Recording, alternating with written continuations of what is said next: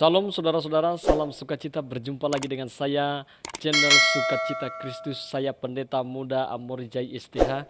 Pada saat ini saudara-saudara, saya akan menyampaikan perenungan firman Tuhan kepada kita di dalam Matius 7 ayat 1 sampai ayatnya yang kelima. Nah saudara-saudara yang dikasihi Tuhan, seringkali dalam kehidupan kita ini saudara, kita sering melakukan tindakan-tindakan di luar daripada kesadaran kita. Dan bahkan itu kita sadari dan kita luapkan saja dan akhirnya menjadi penyakit bagi orang lain. Membuat orang lain minder terhadap perkataan kita. Nah saudara yang dikasihi Tuhan, pada malam hari ini perenungan firman Tuhan ini semoga dapat memberikan kepada kita kekuatan, kemampuan untuk kita boleh hidup bersyukur di hadapan Tuhan.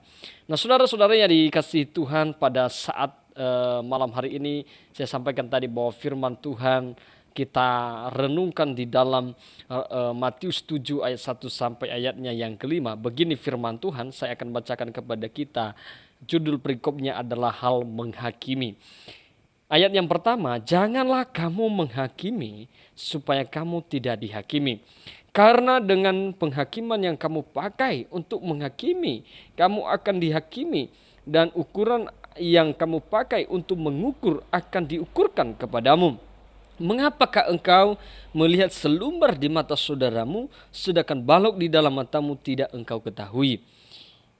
Ayat 4, saudara-saudara, bagaimanakah engkau dapat berkata kepada saudara-saudaramu, biarlah aku mengeluarkan selumbar itu dari matamu, padahal ada balok di dalam matamu? Hai orang munafik, keluarkanlah dahulu balok dari matamu, maka engkau akan melihat dengan jelas untuk mengeluarkan selumbar itu dari mata saudaramu. Nah saudaraku yang dikasihi Tuhan, kita bersyukur firman ini begitu dahsyat mengena kepada kita saat ini saudara-saudara. Nah saudaraku yang dikasihi Tuhan, tema kita adalah jangan menghakimi. Sebagai orang Kristiani, kita tidak boleh menghakimi saudara-saudara. Seringkali manusia di dunia ini menjudge orang lain, menghakimi orang lain, dan mengukur orang lain bahwa orang itu tidak akan mampu melakukan apa-apa karena dinilai daripada kehidupannya. Ingat saudara, bahwa berkat Tuhan itu, mukjizat itu nyata, kuasa Allah itu nyata, maka perbuatan Allah itu ajaib, tidak pernah terbatas. Nah oleh karena itu saudaraku yang dikasihi Tuhan, tema kita tadi jangan menghakimi. Saudara, kita melihat ayat yang pertama, janganlah kamu menghakimi supaya kamu tidak dihakimi. Saudaraku yang dikasihi Tuhan, maka orang yang suka menghakimi adalah orang yang sombong. Kenapa saya katakan orang yang sombong? Karena orang yang menghakimi ini merasa dirinya sudah sempurna, perfect. Nah saudaraku yang dikasihi Tuhan, inilah yang menjadi masalah, seringkali menjadi persoalan probleman hidup orang-orang yang congkak, yang sombong saudara, sehingga ia mencas orang lain, menghakimi orang lain dari perbuatannya sendiri. Ingat saudara, bahwa perubahan dalam diri manusia bisa terjadi besok dan tahun depan, akan tahun-tahun ke depannya bisa akan terjadi. Nah oleh karena itu saudaraku, janganlah kita menghakimi. Karena ketika kita akan menghakimi, maka kita pun akan dihakimi sesuai dengan penghakiman yang kita. Kita lihat ayat yang kedua saudara. Karena dengan penghakiman yang kamu pakai untuk menghakimi, kamu akan dihakimi, dan ukuran yang kamu pakai untuk mengukur akan diukurkan kepadamu. Yang kedua saudara, orang yang hidup di dalam Kristus Yesus, saudara yang dikasihi Tuhan, dia harus menjauhi yang namanya menghakimi ini. Menghakimi orang lain. Dia menjauhkan kata-kata fitnah, kata-kata merendahkan orang lain, saudara-saudara yang dikasihi Tuhan. Kenapa? Karena ketika kita merendahkan orang lain, kita pun akan direndahkan. Maka itu yang dikatakan dengan hukum tabur tuai, saudara. Hukum tabur tuai ini saudara sangat tajam, begitu tajam kepada kita saudara. Akan menjadikan kita nantinya malu oleh karena perkataan kita sendiri. Ibarat senjata makan tuan, saudara-saudara. Firman Tuhan tidak akan pernah sia-sia. Firman Tuhan itu tidak akan pernah sia-sia, saudara-saudara yang dikasihi Tuhan. Ayat 2 jelas katakan, karena dengan penghakiman yang kamu pakai untuk menghakimi, kamu akan dihakimi. Dan ukuran yang kamu pakai untuk mengukur akan diukurkan kepadamu. Maka ketika kita menghakimi orang lain, menjas orang lain, mencap orang lain, maka semuanya itu saudara-saudara akan diperlakukan kepada kita. Maka jika kita ingin diperlakukan baik, perlakukanlah orang lain baik. Jika kita ingin diperlakukan lebih baik, maka kita harus memperlakukan orang lain itu lebih baik, saudara-saudara yang dikasihi Tuhan. Nah kemudian saudara, kita melihat saudara, jangan kita mengukur. Seringkali terjadi dalam kehidupan manusia, bahkan orang Kristen mengukur orang, melihat, wah ketika kita melihat kehidupan orang yang sederhana, dan kita sampaikan, oh ini orang ini tidak akan hidup kok, hidupnya seperti ini dan tidak punya masa depan yang cerah.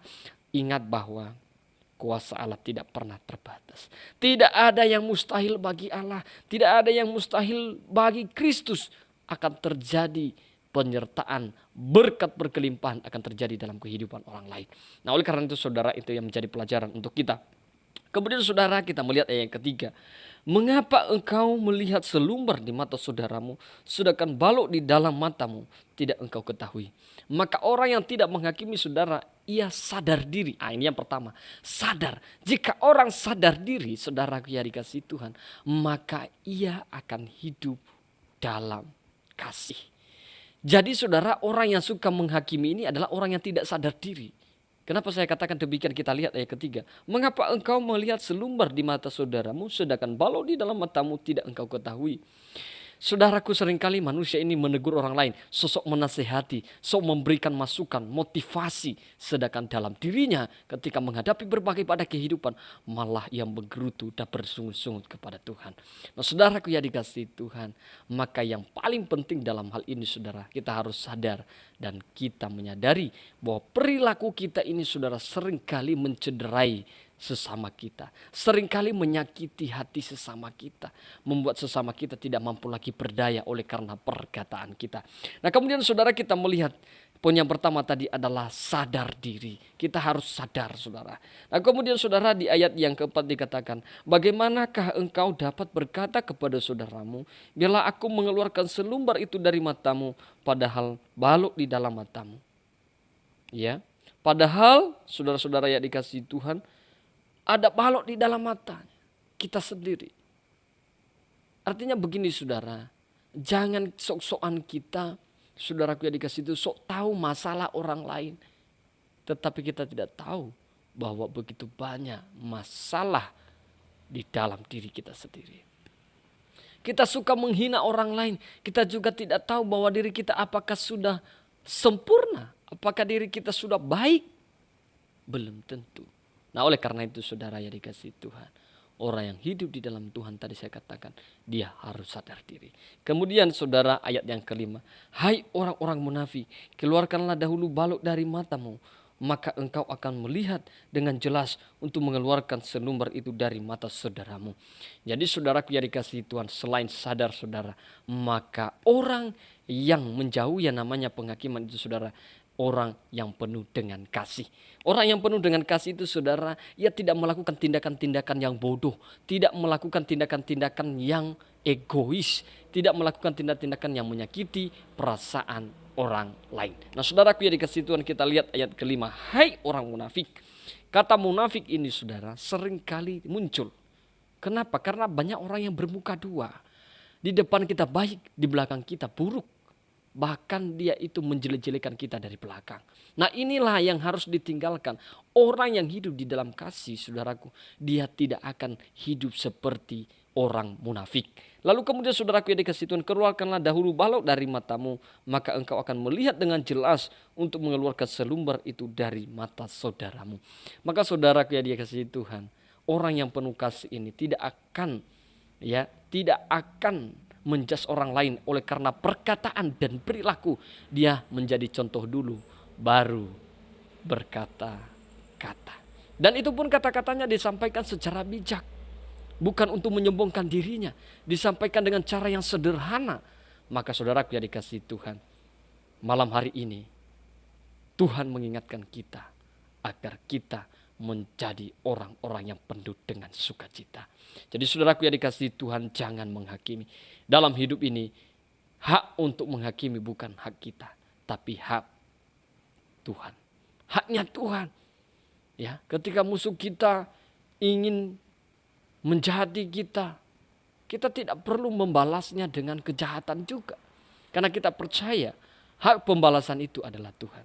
Jadi saudara yang dikasihi Tuhan, kiranya kita semuanya diberkati oleh Tuhan, dan melalui perenungan ini kita diberikan hikmat oleh Tuhan Yesus Kristus. Demikian saudara-saudara, salam.